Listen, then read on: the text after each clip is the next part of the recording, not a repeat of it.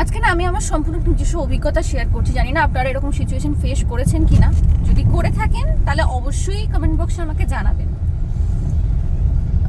আমার রিসেন্টলি একটা খুব পরিচিত মানুষ উপকার করে দিয়েছে আমার। আমি বলেছিলাম আমার কি হেল্পটা করে দিতে পারবি বা পারবেন? সে বলেছে হ্যাঁ পারবো, করে দিয়েছে। বাট পরক্ষণেই সে 2-3 দিন পর তার কাছে আমি কথার মাধ্যমে শুনতে পাচ্ছি সেই কাজটা করার জন্য তাকে অনেক রকম ফিজিক্যাল মেন্টাল হ্যাজার্ডস ফেস করতে হয়েছে।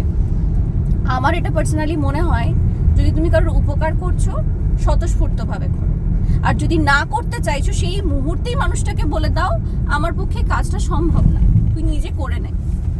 কারণ কোনো মানুষের উপকার করে তাকে সেটা বলা মানে তার গুণটা নষ্ট হয়ে যায়।